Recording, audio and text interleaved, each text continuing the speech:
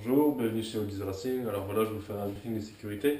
Alors, comment ça se passe? Donc, j'ouvre la piste de ce côté-là, vous allez partir l'un après l'autre. Je vais laisser l'intervalle entre les véhicules pour que la course soit plus fluide. De là, vous avez un premier tour d'adaptation. Donc, vous roulez et quand vous allez passer ici, c'est là que le chrono se déclenche. Donc, vous avez grosso modo, vous avez un tour pour voir le circuit, voir le fonctionnement du véhicule. Quand vous passez ici, là, vous êtes parti pour 10 minutes de session. Alors, chez nous, le vainqueur, c'est pas la personne qui est devant, c'est pas la personne qui double, c'est le meilleur temps autour. Donc, ici, vous allez avoir un écran où il y aura votre nom et votre temps. Donc, soit votre temps sera en rouge si c'est moins bien que votre meilleur temps, soit votre temps sera en vert si c'est votre meilleur temps. Si au fil des tours, vous pouvez voir si vous progressez ou pas. Durant la course, il y aura peut-être des drapeaux, selon comment ça se passe. Donc, à savoir, le drapeau bleu, c'est pour les dépassements. Donc, si je vous fais bleu, vous mettez soit à droite, soit à gauche du circuit, selon où vous êtes, bien sûr. Relâchez bien l'accélérateur pour que derrière, on puisse vous doubler. Après, voilà, vous prenez votre conduite normale.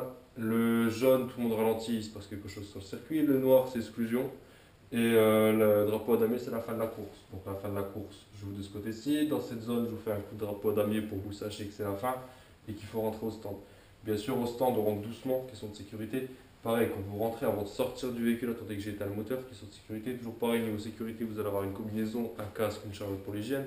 Bien sûr, il y a une ceinture de sécurité, il faut la mettre, c'est obligatoire. Pendant la course, vous ne sortez pas du véhicule, vous touchez à aucune pièce mécanique, ne sortez pas non plus les mains du véhicule, les pneus sont juste à côté de vous, donc ne mettez pas les bras sur les pneus. Et pareil, téléphone c'est interdit. Alors, en ce qui concerne les chocs, avec la piste, je suis assez tolérant sur les deux-trois premiers tours, selon le choc, selon la violence du choc. Par contre, au-delà de 3 tours, il faut éviter de taper à n'importe quel endroit. Par contre, tout ce qui est choc entre deux véhicules, là il n'y a aucune tolérance. Un choc entre deux véhicules, c'est exclusion. Alors, s'il y a des pannes, vous n'en occupez pas, il n'y en aura pas, mais s'il y en a malheureusement, je vous remettrai un autre véhicule, je vous remettrai du temps supplémentaire, il n'y a pas de souci. Dernier petit point important, donc tout ce qui peut se passer dans l'activité normale de la piste, quand je dis normal, c'est tout ce qui est petits problèmes mécaniques, petit accrochage, voilà, des choses normales d'une activité mécanique, ça c'est notre responsabilité. Pour contre, ce qui est hors d'activité normale, donc tout ce qui est choc plus conséquent, tout ce qui est les mains sur les pneus, tout ce qui est non-respect des règles, tout ce qui est téléphone, voilà, tout ce qui sort du cadre, ça c'est votre responsabilité. Alors, donc comment ça se passe? Comment ça fonctionne? Donc, par rapport à un alors déjà, c'est un véhicule assez grand, ça fait quand même 2,40 m de long, donc c'est assez grand, assez imposant. Ce qui va vous surprendre aussi, c'est l'angle de braquage des roues avant. En fait, les roues avant ne tournent pas plus que ça. Grosso modo, la moitié d'un rayon de braquage de voiture, pour faire une petite idée. Et justement, vu l'angle de braquage réduit, c'est ce qui vous incite à faire glisser le véhicule. Alors, tous les virages ici, tout le slalom, là, il n'y a pas de souci. Là, le volant, l'accélérateur, ça passe largement.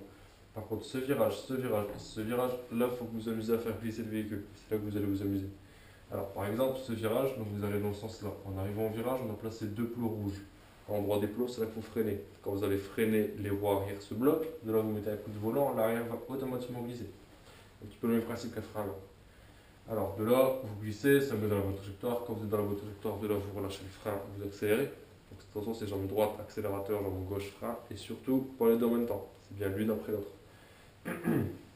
Ce virage, c'est le plus dangereux. Donc, il faut vraiment faire attention à celui-là. Dans le virage, on ne double pas.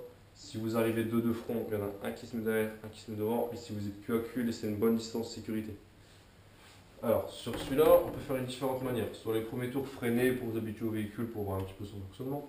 Quand vous avez plus la maîtrise, donc vous arrivez à pleine vitesse, 5 à 10 mètres avant le virage, vous lâchez juste l'accélérateur. Ça va faire ralentir tout doucement le véhicule. Dans le virage, là, vous accélérez à fond. Vous allez faire patiner les roues arrière. Vous allez prendre tout ça en glisse.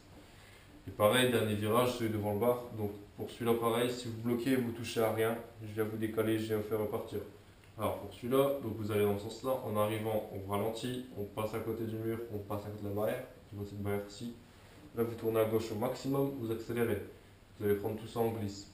Pour ralentir, ça passe, mais vous allez frôler l'extérieur. Par contre, plus vous accélérez, plus vous allez faire patiner les roues arrière, plus vous allez pouvoir prendre l'intérieur du virage.